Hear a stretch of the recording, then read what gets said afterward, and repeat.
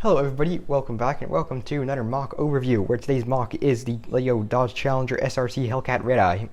Now, before we get started with the overview, instructions for today's model are available at rebrickable.com. They are free, so if you'd like to go download them for free, you can go ahead and do that. There's a link in the description down below. So, as you can probably tell, today's model is very heavily based on a previous model of mine, which was the Dodge Demon. Now, you've probably seen the Dodge Demon if you follow my channel, and it's one of my very favorite models. It's basically my first 8-stud wide Speed Champions model, and it was heavily based off of the 2019 Lego set, which featured a 6-stud wide Dodge Demon. I basically widened it to 8 studs wide.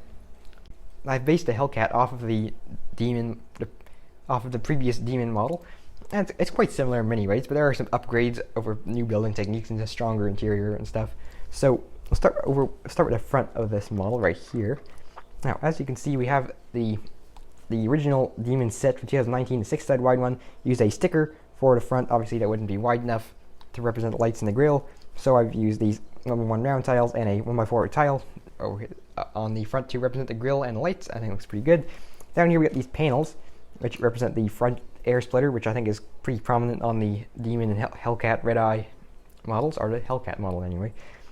We have the green shipping guards here, which I believe are for shipping purposes, so that way the bumper does not get scratched in shipping, but you see a lot of cars driving around with them on, so not entirely sure why that is, but they look pretty cool. Nice green accent color.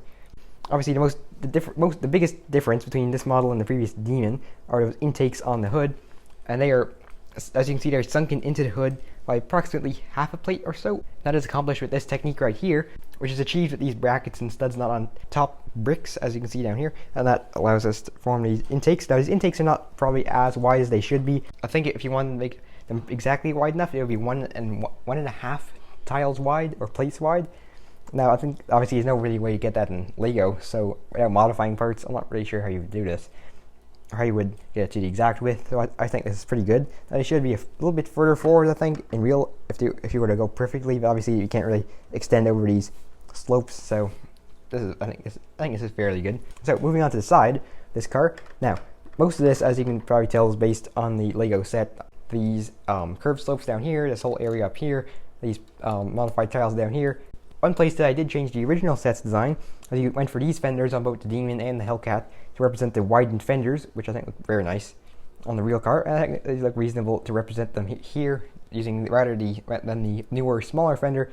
We use this older, slightly larger fender. It's not necessarily older in that Lego's not using it anymore. It's just be older in that it came out first.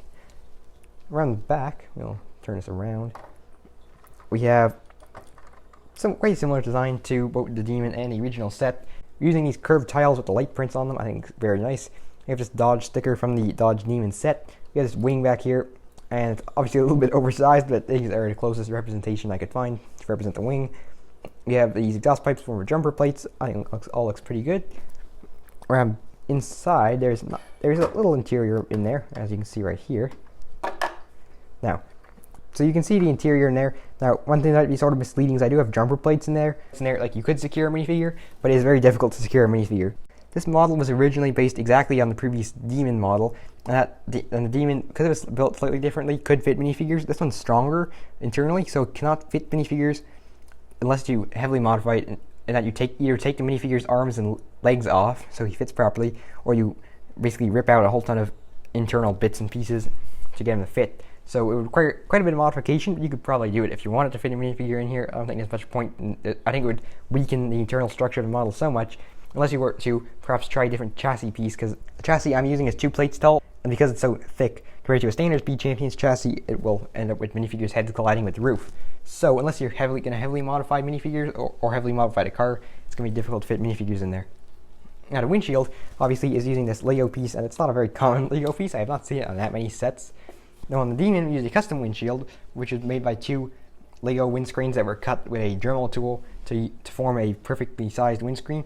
And that worked really well, except that it was quite a pain to measure them and cut them and sand them down and then make sure they fit properly. And there's a big crack in the center of windscreen, which I'm fine with, but maybe definitely isn't the cleanest looking thing ever. So this windscreen, although it's a bit shorter and a bit less, not as steep as it should be, it still represents the Challenger's window fairly well. So like I said, instructions are available for free at the link in the description below. You can also follow me on Instagram at BrickEngineeringDude, and I will see you next time.